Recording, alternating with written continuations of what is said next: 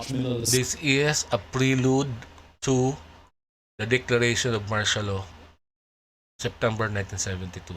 Streets boiled with rage. There were running battles between police and students, firebombs, reprisals by security forces. The US Embassy had its lobby trashed. Okay, nag-umpisa ito right after the 69 elections kasi sinasabi ng kalaban o ng opposition na there was massive fraud.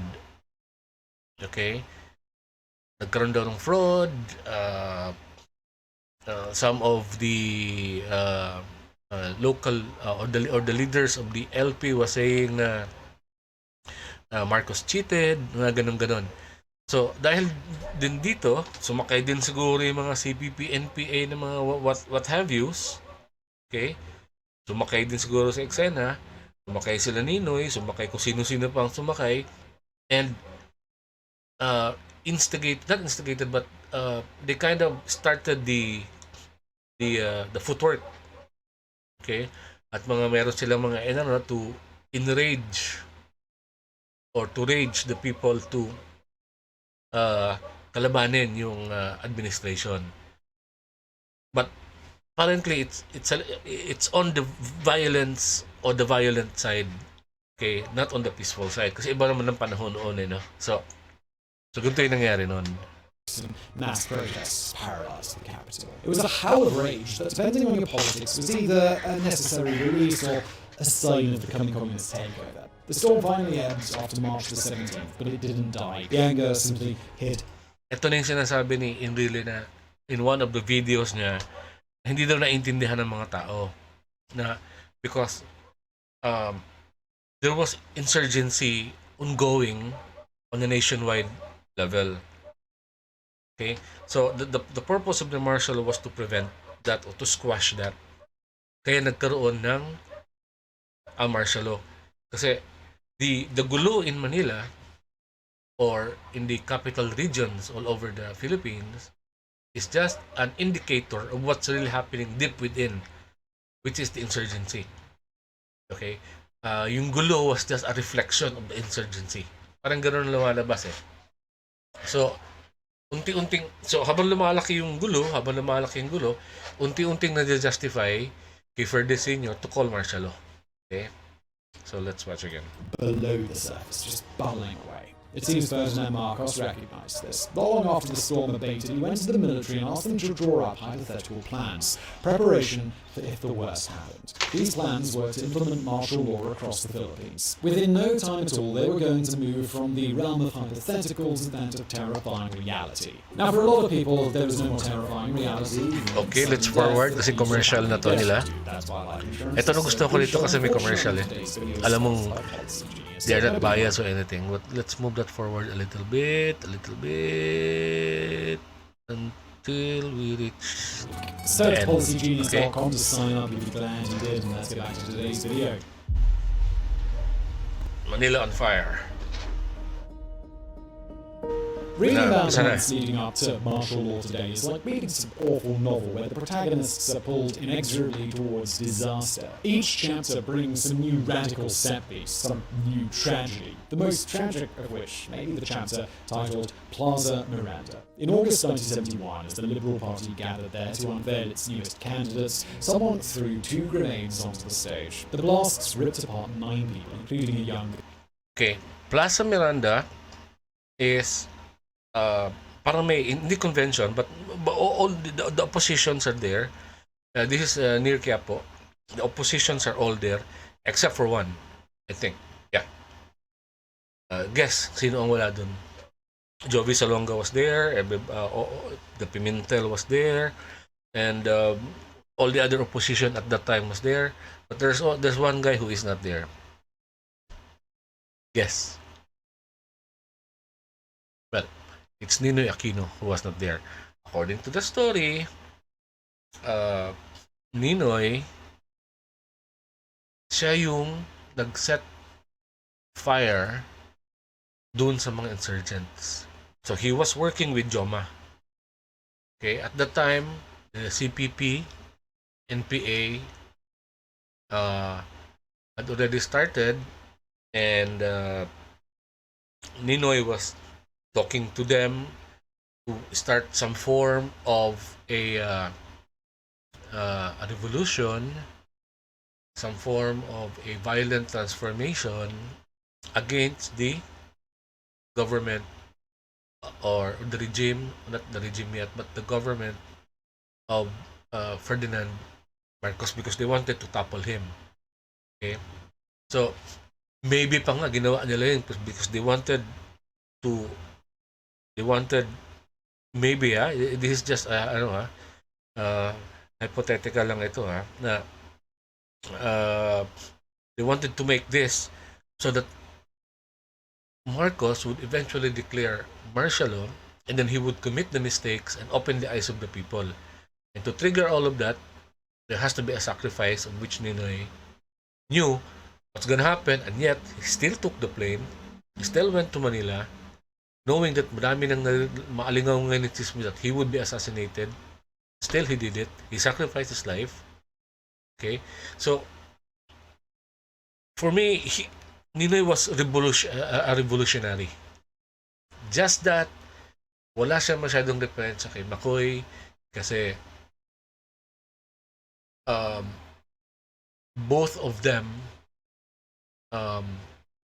not wanted, pero they like the idea of some form of violence to send out a message. This is just my opinion. I could be wrong. Pero that's how I feel. Okay? If I analyze it, alam niyang he's gonna die, and that would trigger everything para magising yung mga tao. Okay? And then hopefully, because of that, they would be able to topple down the Ferdy Senior. Okay? So, I don't know. No, but I see that way. That's how I see it. And left nearly 100 with gruesome wounds. Although the Liberals blamed Marcos, the president insisted communist insurgents were behind the deaths. Yeah, communist insurgents. Okay, 2 grenades was thrown to the stage. Blast, dami namatay, bang, daming nasugatan, everything. So, Malacanang became worried. Okay, kasi hindi biro yung magtapon ko ng granada with all the politicians there, with all the influencers there, no? And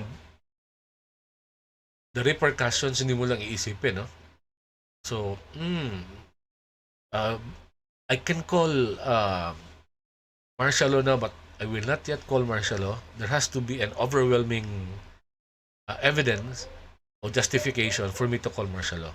Days later, he suspended the writ of habeas corpus, mass arrests followed.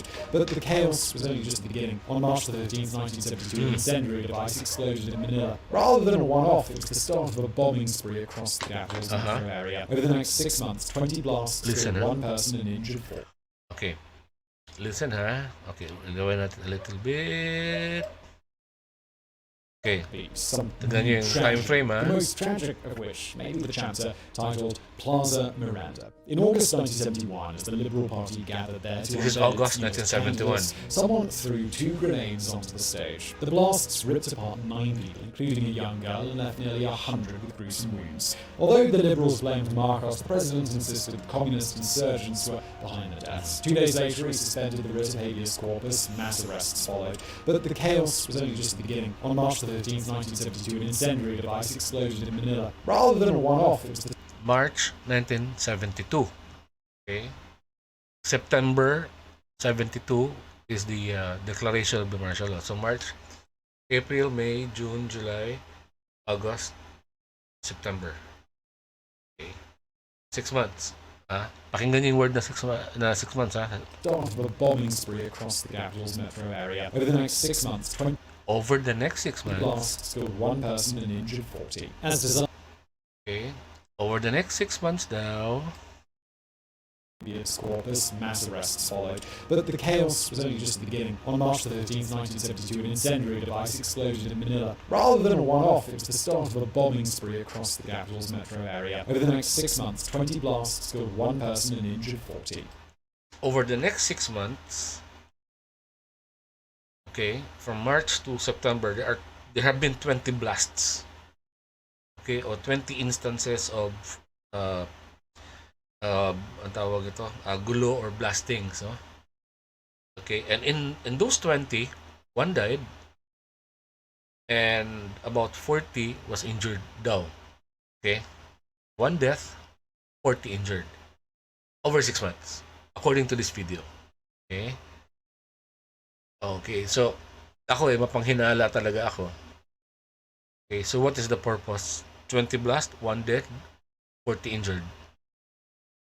Okay? It could be the work of the people behind martial law to give them reason and justification to declare martial law. Or just the insurgents doing their dirty tactics. Okay, let's not kill anyone. Mag-ingay lang tayo. Pero ba't naman nila gagawin yan? If they do that, they know that Ferdy Sr. will eventually declare martial law. And martial law is not favorable to the insurgents. Okay? Because everybody's gonna be on high alert. Paano sila makakapag-maniobra? No? So kung iisipin mo, may konting could be, possibly be, strategy ito ng mga people behind the martial law, okay, para ma-declare ang martial law ni Ferdy Sr. Okay? Perhaps. As disasters piled up, Marcos started denouncing the opposition as communists. He started claiming it soon need emergency powers to deal with the rising tide of violence in the land. His rhetoric got so heated that popular lawmaker Benigno Aquino Jr., better known as Umanoy, claimed in the Senate that it found evidence of a secret plan to place Manila under martial law. Sadly, that knowledge came too late for anyone to act. On September the 22nd, Government Minister Juan Ponce Enrile was driving home when his car was ambushed by communists. Ito, alam natin to. This was ito na yung period. Not period, but tuldok. Okay? After all na nangyari, bandang huli nangyari yung kay JPE, wherein he was ambushed. Okay? After the ambush, shortly, the martial law was declared. Okay? Kasi, noon, yung mga sabog-sabog, dyan lang sa kalye. And now ngayon, yung sabog is malapit na kay Ferdy. Okay? So now, nakikita mo na parang palapit na ng palapit yung insurgents sa Malacanang. Okay? So, medyo malala na. Kumbaga yung insurgents papalapit na ng palapit. Okay? So, with bullets. It was a miracle that Enrile managed to get away. Such a miracle, in fact, that most assumed the attack was staged. Still, this was all the pretext that Marcos needed. It's still a mystery exactly when Proclamation number 1081 was signed, implementing martial law. Some say Marcos signed it immediately after the ambush on Enrile. Others say that it secretly signed it the day before, on September the 21st, since 21 is divisible by 7, and Marcos was famously obsessed with that number. Regardless, Marcos was obsessed with the number 7. This is true. Napag-aanohan namin to noon napag-usap-usapan to ng matatanda sa amin Coincidentally, Bongbong o BBM is number 7 sa balota ng COMELEC. We're in yung mga disqualification cases was disqualified. Eventually was disqualified and hindi nag-proceed any further. And then kita niyo parang may conspiracy theory pero it is so tawag ito in patterns or pattern ba ang tawag dyan? Pero parang makikita mo yung not consequence but yung mga methods ng pangyayari ng mga situations. Alam mo yun, yung mga pangyayari. Parang if you are really observant, unti-unti mo makikita, teka, parang may puppeteer, may puppet na parang everything's happening in favor of BBM. Okay? parang the destiny is favoring BBM. Okay, and all the rest, even though rightful kayo, even though you are on the right side supposedly, we don't care. Because ito yung magiging mangyayari sa kanya. Even the COMELEC, the situations in the COMELEC, it's not gonna be favorable to the others, but only will favor BBM. Okay? So, dyan pala medyo mag-isip-isip na tayong lahat and try to do a little bit of thinking and some form of analogy. Okay? Of the timing, though, the results were the same. As the clock ticked midnight, Senator Nimoy Aquino was arrested, and he was just the first. Over the early hours of September the 23rd, 1972, some 400 journalists, students, and lawmakers were rounded up. When the sun rose, it was a country where radios were broadcasting. Okay. There are about 12 or 13 news agency at the time. Lahat yun sarado during martial law. Okay, no one can operate except for one in government. And the newspapers closed, radio station closed, TV, radio, and print all closed except for the government.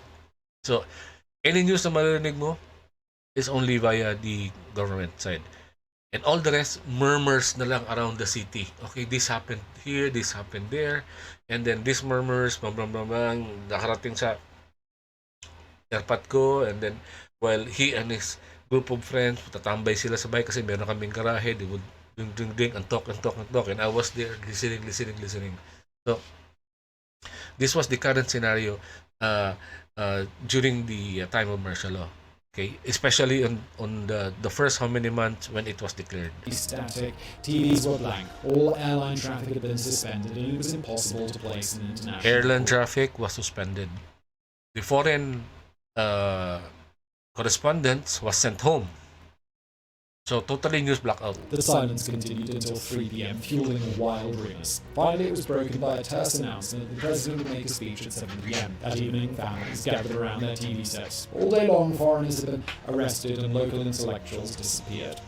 Foreigners, some of the foreigners that was against the government was arrested, and some of the local news people that are really vocal, they disappeared. And now, everyone could guess what was going on, and their suspicions were finally confirmed at 7:15. On the nation's screens, President Marcos solemnly informed viewers that martial law had been imposed. It was the end of the Philippines as a democracy. Over the coming months, laws would be written removing checks and balances and concentrating power in the hands of Marcos. 70,000 would be jailed without trial for political crimes, with another 35 to 40,000 tortured. Over 3,250 people would be executed, 77% of whom had their corpses mutilated and dumped on the streets as a Okay. These numbers, okay, hindi to hinulaan, okay? Just below the description are the source, references na pwede nyong puntahan, basahin, and some of these are by malalaking companies ito, hindi ito mga ano. So, I just need you to go over it and try to make your research, please. Okay? Dahil itong mga numbers na binanggit dito, hindi naman ito na pinaghulaan lang or somebody just mentioned it. Alam mo yun, it is quite these numbers have been accepted internationally, you know, and there might be some documents pertaining to this na hawak ng government natin right now that we have no access yet, but since it is being spoken and reverberated by the international community, not just the Philippines, okay, there could be some truth in it. Okay, that these numbers could be legit. Okay, yun lang sinasabi ko, ha. So, yung mga, if any hardcore loyalist na napapanood dito, please wag nyo kumain. These are may reference naman na sinasabi ko, hindi ko man ito sinasabi ng basta-basta lang, And yung links to those references are in the description. Okay? So let's play. To others. From this point on, there would be no justice in the land, there would be no law. There would only be Ferdinand Marcos. Again, please watch yung Kingmaker. Okay, kasi from there, everything will be malinaw-linaw na sa inyo based on this next video na ipa-play ko, itong sequence na to, and that, makikita mo yung coordination. Okay? So let me just play this again. At first, incredible as it seems, martial law was pretty popular. Things had been so chaotic that many welcomed the stability. Violent street crime was reduced, illegal guns were seized, the military expanded to fight the communists. Nor did Marcos just focus on law and order. When the new 1973 constitution was promulgated, creating the post of prime minister and giving it to Marcos while still allowing him to be president, the man... Okay, the constitution was revised on 1973, wherein meron tayong prime minister and nagkaroon tayo ng prime minister and a president. Eventually, the prime ministership went to Cesar Virata.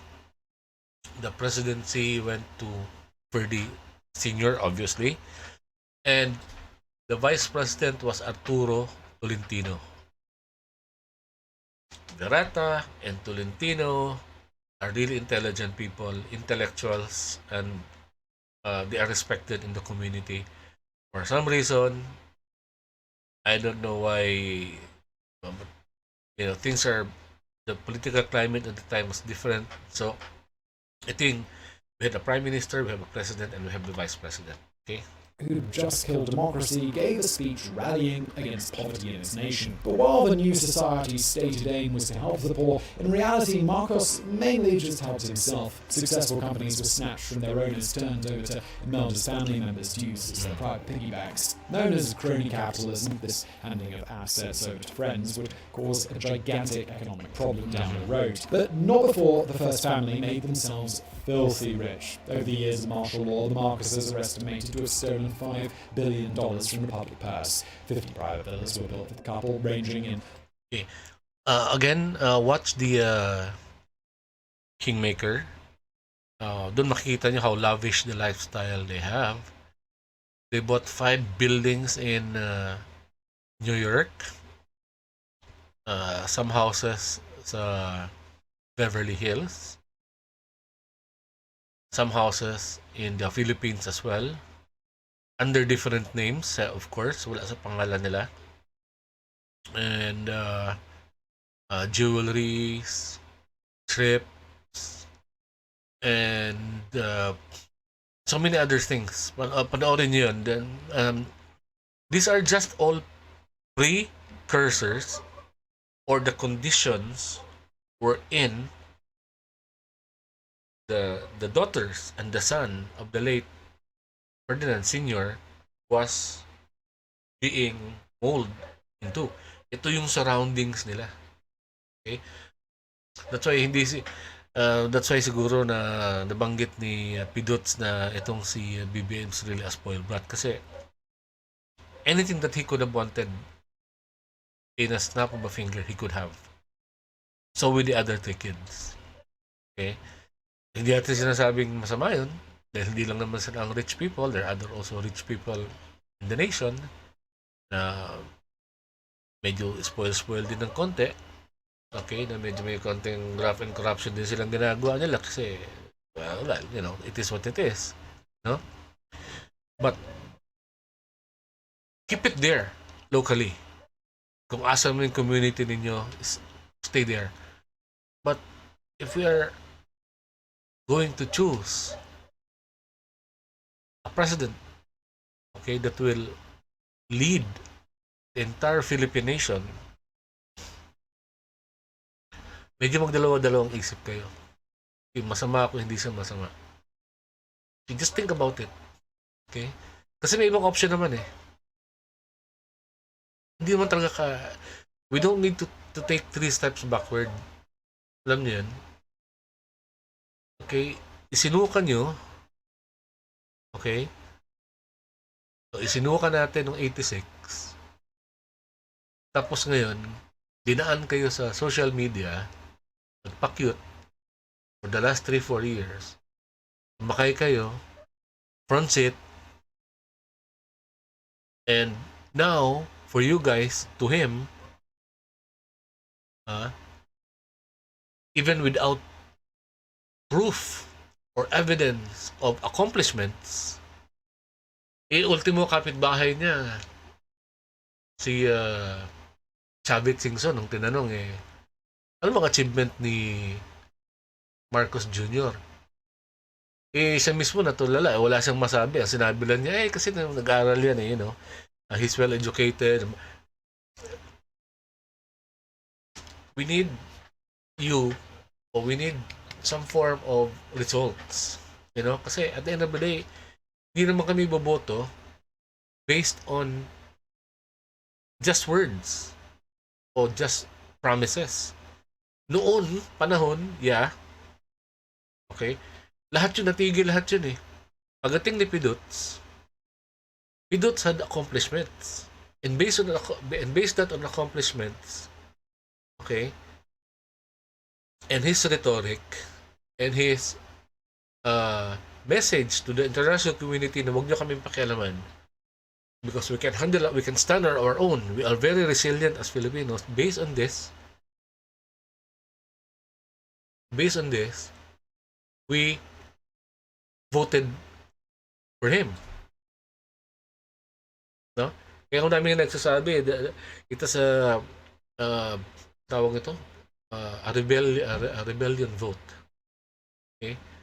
A vote based on rebellion against the norm, or what was the old norm, the trap of politics. Parang gano'n nangyari noon That's why we voted for him.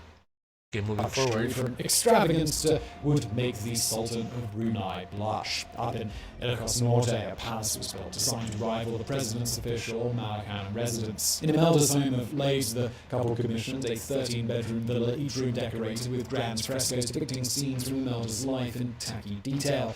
Their children, too, reaped crony capitalism's rewards. Imi and Bong Bong were sent abroad to expensive schools, with Imi being gifted an entire 18th century country estate to live in while studying at Princeton. Bong Bong, meanwhile, arranged to have the military evict 120 poor fisher families from an island just so it could be filled with exotic animals and turned into his private hunting ground. Yung panoorin nyo yung Kalawit Island. Okay.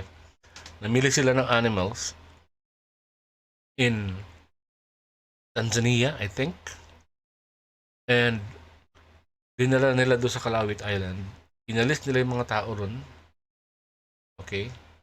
They placed them somewhere to accommodate the animals. Okay? They bribe the Tanzania ata yun na presidency, gave him some cash and money para makakuha ng mga animals at dinala sa Pilipinas. Okay? Nangyayari And you can search that, Kalawit Island. Okay? Again, watch that yung video na The Kingmaker. It's all there. It's all there. This was an era when around 4 million Filipino children were so poor that they couldn't even afford school. Yet here was Imelda using the state budget to buy 1,000 pairs of designer shoes and literal suitcases stuffed full of jewels. Not that Marcos didn't reinvest at least some of this plundered loot. In Manila, huge sums of misappropriated cash were used to build world-class specialized hospitals. Many of these came decked out almost like hotels with things like upright pianos to entertain patients. The trouble was, these specialist centers targeted only diseases that Marcos was interested in or which were fashionable to treat, which is how Manila wound up with an expensive lung center that saw a handful of patients every year, while across the city much more needed tuberculosis hospitals were so starved of cash that patients were forced to share beds. Yeah, kita niya na. Okay.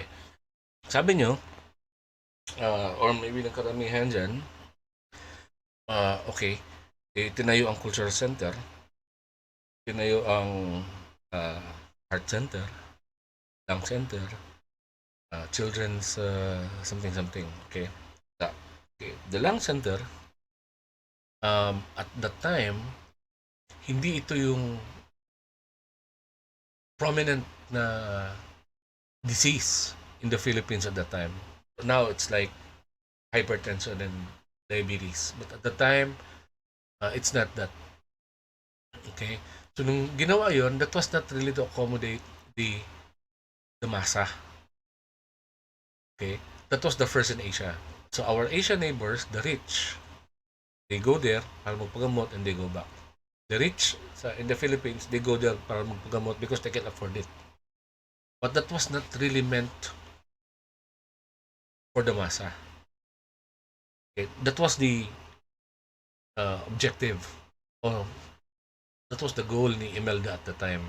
Now, it's a different story. Let's not talk about now. Let's talk about that time nung ginawa yun. Okay? So, those projects are not really meant for hindi sa maramdaman ng masa. Okay? Now, we're talking about somewhere around 73, 74, 75 na at this time. Okay? In another video, I will show you na around this time, yung poverty rate natin tumataas na. Okay? Taas na yung poverty rate. Madami ng pobre. Okay? At this time. Okay, so while they're building this lavish project, cultural center, the PICC, okay, and everything, and then sa cultural center, what was invited there are the top honchos in the Philippines, yung mga syudad. Sila yung nanonood ng mga play, ganyan. Okay? So while this is happening, somewhere in Manila, there's a terribly poor community. Okay? And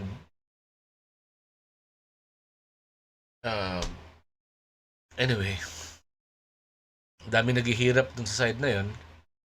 And then here they are having a lavish lifestyle, and Melda would claim that she wants to be a mother to the Philippines and a mother to the world.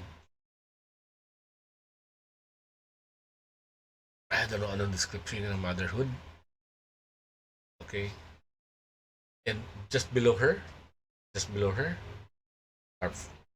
are three of his kids. Yung kanyang apo, everybody's there enjoying the benefits of that supposed cronyism nila, the lavish lifestyle, the money and everything. Well, some parts of Manila, in Cebu, our brothers in Mindanao, na daming massacre na nangyari and everything, and here they are. Okay, so now, what does it have to do now? What does it have to do now with BBM? Ito yung mundong iniikutan ni BBM. Okay, so yun. And never in his life na nakatikim siya ng hirap. Zero. Wala siya natikman. Okay, so I don't know how he would be able to send off the right message sa kanyang mga ministers, no? The department heads and everything, that when he says tulungan natin sila, tao muna, and let's revive the country, and itong mga taong ito, ipaniniwalaan siya just because he said it. Hindi mo naman natikman eh. Ako, as an employee ng some company or whatever, by evening time, sasakay ako ng jeep. Okay? Magpapakandahin ako sumakay ng LRT para makauwi. And then pag uwi, magluluto. Ganyan, mapakain nga, and everything. And then at the end, on May 9, I will go to the precinct, voting precinct, and I will vote you. Hindi ka nga makarelate sa amin eh. And yet I will still vote you because you were popular on the goddamn social media. Kasi nakikita kita eh. Nagpapakyut ka doon eh. Okay? And I'm getting entertained. Fine. Get yourselves entertained. Pero huwag niyong iboto yun. Hindi naman siya makarelate sa inyo eh. feeling nyo lang nakaka-relate siya kasi sa social media, but hindi naman siya totally makaka-relate. I don't see how. Okay, hindi naman siya galing sa babae. He might think that he can relate, but he knows, and everybody knows, that deep within us, he sleeps in a very comfortable bed, air-conditioned. Mga anak ko nag-aaral sa abroad. Okay? And hindi nga niya alam anong DH eh. Ano daw yung DH? Anyway, that's a different matter. So yun lang naman ang sinasabi ko, na try to do some analysis naman. Okay? And try to relate yourself and look at the roster ng candidates natin. Sino ba ako? At how am I going to relate to that president? I want someone that can relate to me. So that when I open my mouth, we are on the same page. Hindi tulad ng kabila na pretending to be on the same page. But deep within his core, yung core value niya, hindi nagmamatch sa core value ninyo. Na ano lang kayo ng social media. Na dadala lang kayo ng social media. So, it's time to make umpog your olo on the wall. Baka, and hopefully magising kayo a little bit. And that would be able to encourage you to do some research. And see, based on your research, kung talagang deep within your heart, this guy, BBM, can really lead me to a better 6 years, and lead my kids to a better 6 years, and lead my neighbor a better 6 years, so that me and my neighbor, when we meet at the sari-sari store, mag-aanohan kami and say, God damn it, tama yung binoto natin. We're better off now. I can see a tall building there, dun na dati, hospital. I can see good schools na tinatayo. I can see the ang tawag nito, the health centers really working. I can see this, I can see that, I can see roads being done. Nakikita ko yung community ko as it's really thriving, and everybody's improving. Okay? Kasi that leader understands me and what is in my deepest core. I still having doubts. I will not vote on a person that I have doubts with. Okay, this is the presidency. But then again, it's still a destiny. So, kung sino man makaupo dyan, ano gagawa natin, no? Destiny is destiny. But, having said that, we should do in our own way and try to just control what we can control, kumbaga. And see if this guy, BBM, is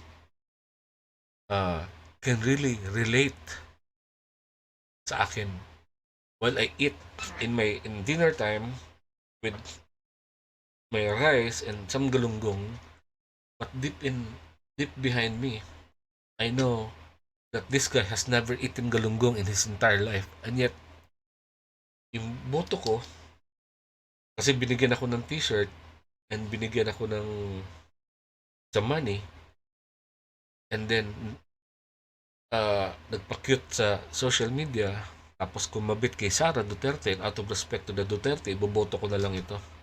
Don't do that. Don't do that. Try to reflect. Okay? So, sorry, but napahaba ng content, but let's try to continue. Still, the regime did at least bring in land reform laws that allowed some peasants to own their own small holdings for the first time. Yet even this was overshadowed by a drop in real wages and an economy that soon began to sag beneath the weight of the first couple's cronies mismanaging multiple companies. But perhaps the most damning fact is that the dictatorship failed on its own terms. Martial law was justified as a way of fighting the fledgling communist insurgency. By the 1980s, though, that insurgency hadn't just grown, it had been joined by a Muslim separatist rebellion in the south. In fact, the only thing the death of democracy seemed to have achieved was making Ferdinand Marcos filthy rich. Unfortunately for the dictator, it wouldn't be long before the rest of the population realised what a crappy deal this actually was.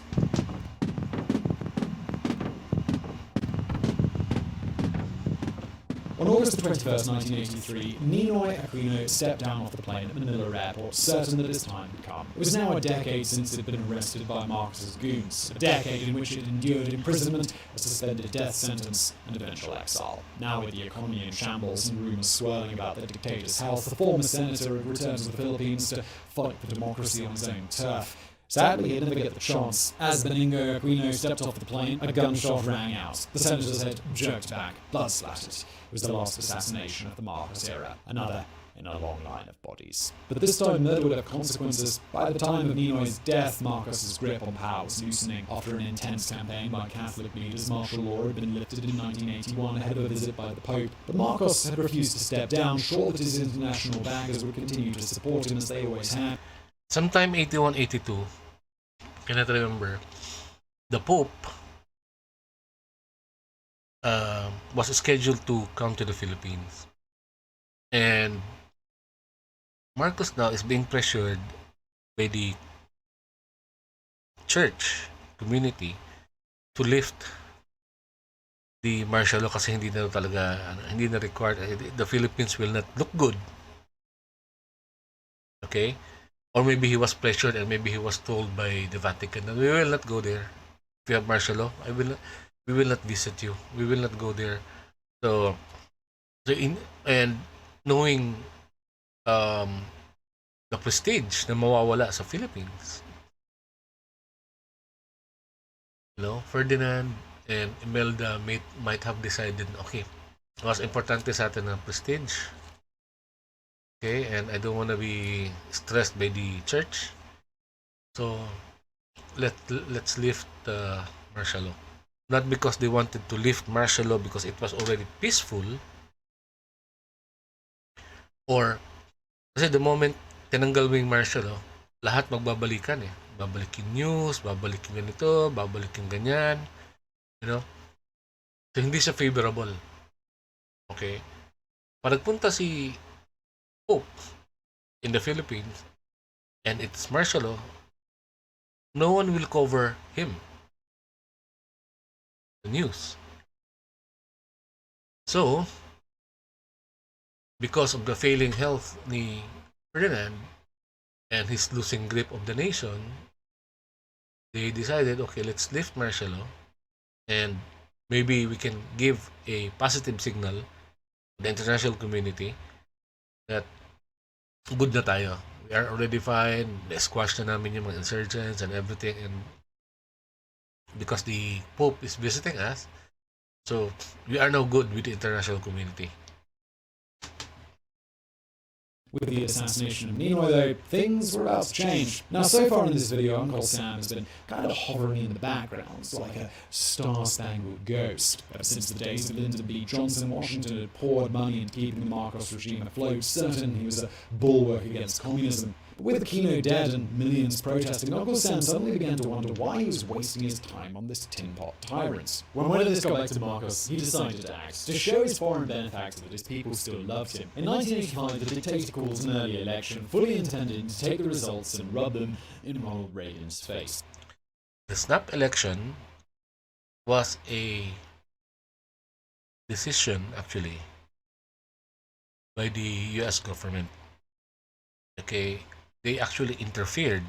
The US government interfered, telling Marcos na para maging stable ang Philippines, mag-snap election ka. And so he did. Okay, this was 2 years after the death of Ninoy Aquino. Yeah, I think so. So mag-declare ka ng snap election. Okay. And that was the mistake ni Makoy. Instead, Marcos wound up pressing the self-destruct button on his own career. The opposition's candidate was Ninoy's widow, the popular Corazon Aquino. In fact, she was so popular that when the official results showed a Marcos landslide, people refused to believe them. They attended Corazon's victory rally in their millions, heeded her call to start a campaign of civil disobedience. In the end, the campaign would take barely 2 weeks to achieve its goal. On February the 22nd, 1986, Marcos's old ally Juan Ponce Enrile abruptly threw his lot in with Corazon, declaring that the ambush on his car that had triggered the martial law had been staged on... Kaya, kanina, the final scenario o yung tuldok para mag-declare ng martial law was because inambush si Juan Ponce Enrile. Okay, and Juan Ponce Enrile is very near the political structure ng Malacanang. So if malapit na yung insurgent, it's about time that we squash the insurgents, declare martial law because of this, because of that. Now, many years after, 86, 87, sabi ni JPE, 86, we need to revolt. Kasi, mananalo ang ganyan. May ano kang sariling reason niya. Just watch this video. Kapoy. So, now, Enrile is saying, fake yun. Hindi, fake news yun. Hindi totoo yun. Hindi talaga ako inambush.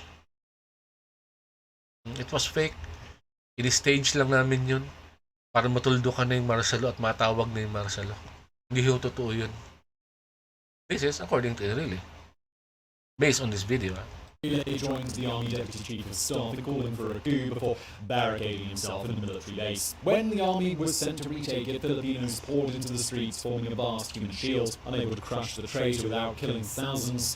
Marcos retreated. It was effectively the end of his dictatorship. By February the 25th, protests had paralyzed the country. Sensing which way the wind was blowing, the Americans withdrew their support for Marcos. The dictator was told that he could accept US-sponsored evacuation and exile or take his chances, just ours. And according to the claim of the Marcos family and also Juan Ponce Enrile, the deal was for the chopper, American... So, tingnan nyo ha. Okay. Meron tayong choppers natin, meron tayong helicopters natin. We can instruct the helicopter natin, land in Malacanang, sakay kami dyan, dalhin mo kami sa lawag. Hawak pa naman yung military at the time. Meron pa rin siyang militaryong hawak. No, sa lawag. Pero hindi. Ang nangyari, the US sent the choppers, I think.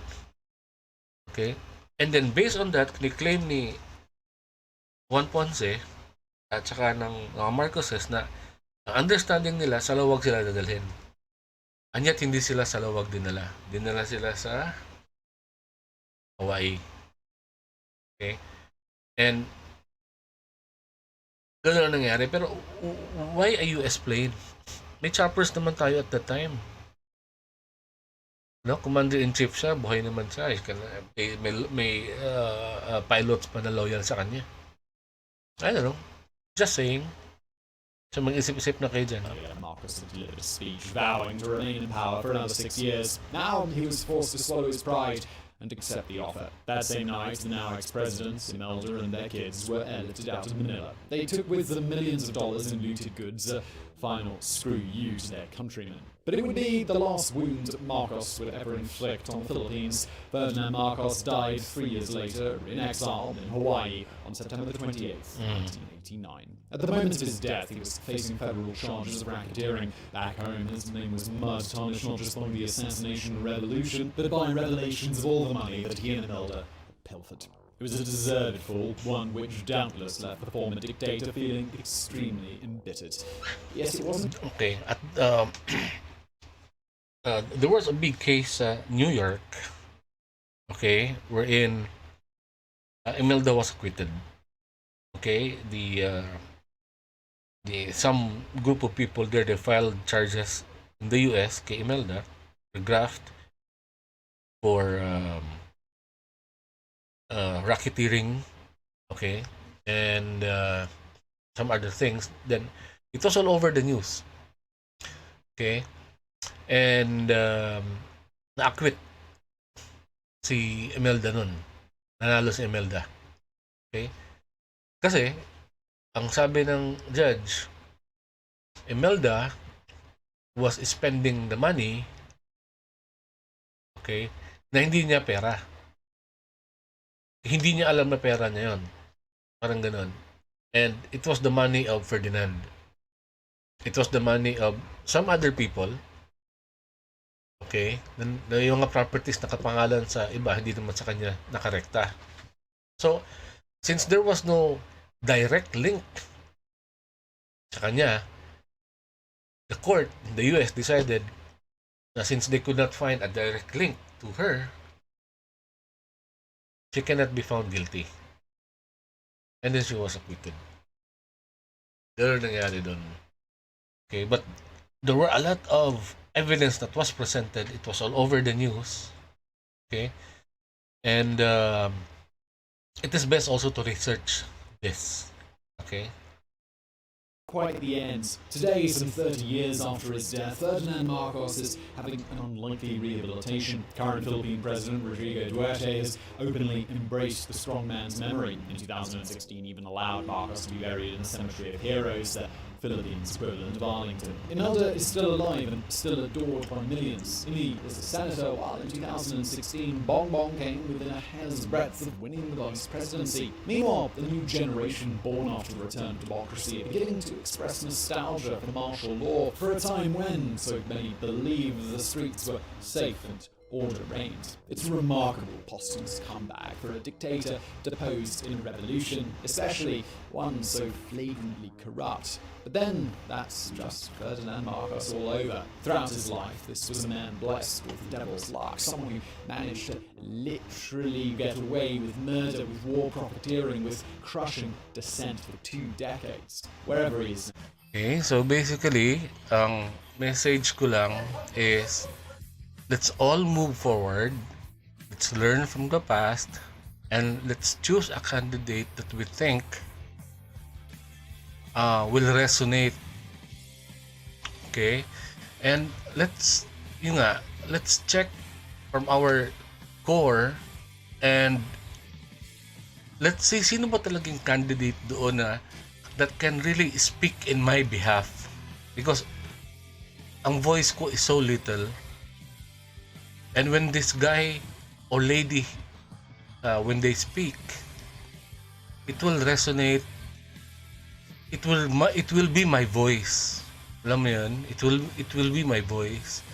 Now, when they do programs, when they make plans, and when they share their visions, I see that nakikita ko yung vision ko. Okay?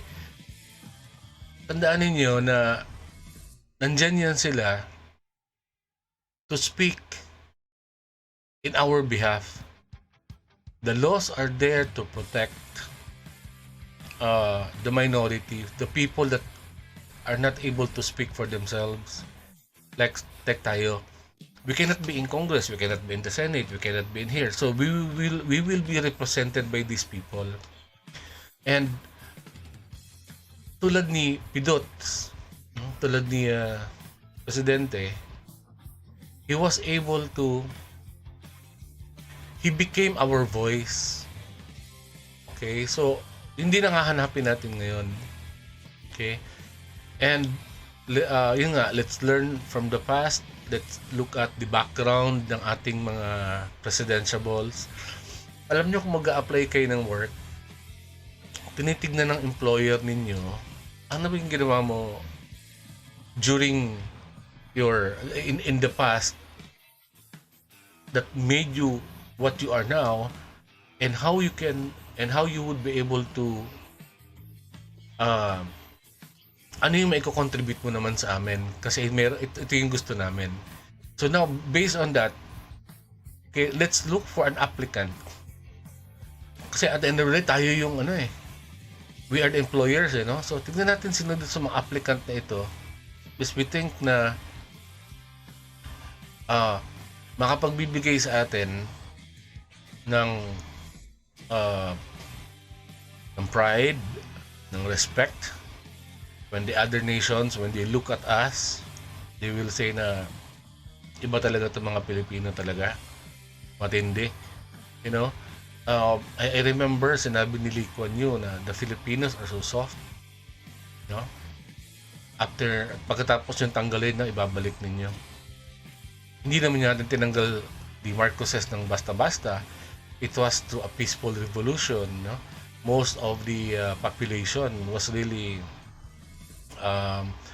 against them. Ang daming lives that was sacrificed. Okay, and there were a lot of conditions at the time na kinain natin para lang may patalsik natin si the Marcos family because of what they did. And now, after how many years, just because of a simple pa-cute sa social network, we think now that, okay, acceptable na ito, pwede na to. Okay, we are talking about the presidency, the highest position in the land. The other nations will look at our president because the president represents us. Okay, so let's play some integrity on that. Let's move forward, take the baby steps, and look at the patterns. Like I mentioned kanina, okay, meron tayong, at least ako, may nakita akong pattern.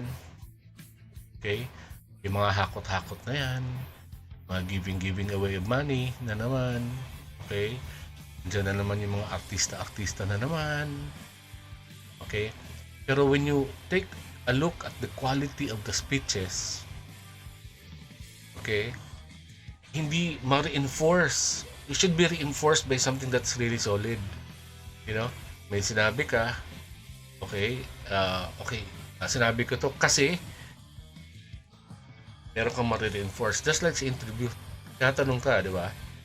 Okay, yung mga nag-a-apply dyan ng sales, okay, how was your performance? Na-meet mo yung mga quota mo, na-meet mo yung ganito, kasi tinitigan yung performance mo eh. Okay, so let's take a look at that. Let's try to review. Pag-aralan natin ng gusto. We still have about how many days pa? 70 days pa, I think. So, and let's try to look at everybody. No? Okay? For me, I'm obviously a Isko supporter. And I'm safe. Kasi nakita ko naman talaga yung progress. Yung tao galing talaga sa baba, nagkaroon ng ambisyon. Hindi masama magkaroon ng ambisyon. Okay? And sa Bisaya pa naningkamot, no? He really tawag nito, he really tried and did his best to serve the people, no? So genuinely, makikita mo naman sa grupo nila sa Manila eh. Okay? Makikita mo yung grupo nila na they are really a team, no? And yun ang kailangan natin. We need a team that will move us forward. Okay? Now, having said that, though I respect Lenny naman din, she is our vice president. One thing I don't like about her is that nung binigyan siya ng posisyon ni presidente, okay, nasa kabinete siya, she was doing this. Right after the cabinet, she was on the streets supporting the ouster of the president. Okay, I don't think she is that much of a team player. Okay, she's a little bit weak on being a team member on that level. Okay, on that level. Baka mamaya maging problem area yan, ano? So, anyhow, between all the applicants right now, if I was an employer, I would hire Isko. He's young, energetic, walang kapaguran, trabaho lang ng trabaho, parang kabayo, work lang ng work, and makikita mo yung rapport between them. Okay? Lalo na kay Doc Willie lalo pang tumaas ang respeto kay Doc Willie. the rapport is there. You know, alam mo yun, Isko being the leader, we need some vibrancy in the administration now. Okay, let's all move forward together and take that baby steps. Let's try to revive the economy within the next 2 years. Magpatayo tayo ng mga hospitals, magpatayo tayo ng mga schools in preparation for the future. Not for the next 4 years, but also for the after the 6 years. Kasi nakatayo na yung mga building na yan, ready na yan for any mga sakuna, anything that will provide basic na services to the Filipinos, to us all, and to all our children as well. So that's why I'm voting for Isko Moreno, obviously. So that is only my message. Wag ho tayo mag-away, please, because anyhow or anyway, at the end of the day, the presidency is a destiny. But let's try to keep our arguments moderate, stay with the facts, and kung meron kayong gustong sabihin ng mga commentaries, sabihin niyo in a very polite way. Wag ho tayong makapag-away. Honesty is good, but while we are being honest, we should also be truthful and respectful to the others. So yun lang po ang aking message. So I hope may napulot kayong aral, or kung may galit man kayo sa akin dahil sa mga sinabi ko today, lalo na for the loyalist, I deeply apologize po, but that is just the facts and that is my belief. I hope you would also respect that. And let's all move forward po. And wala akong magmumura. Let's pag napadaan sa karsada yung ibang aplikante dyan, yung mga scholars, Sconians, let's keep quiet and let's respect them. Okay? And hopefully, at the end of the day, they will also respect us. So, the moment we become violent, you will expect a violent response as well. So, doon po ako magtatapos. So, maraming salamat po. And let's have all a great day, Pilipinas. God first. Thank you po. Bye-bye. And also, please don't forget to subscribe. I need your subscriptions. I need help sa mga fellow scholars ko dyan, Esconians, and those na medyo nasa kalagitnaan pa at hindi pa makapag-undecide.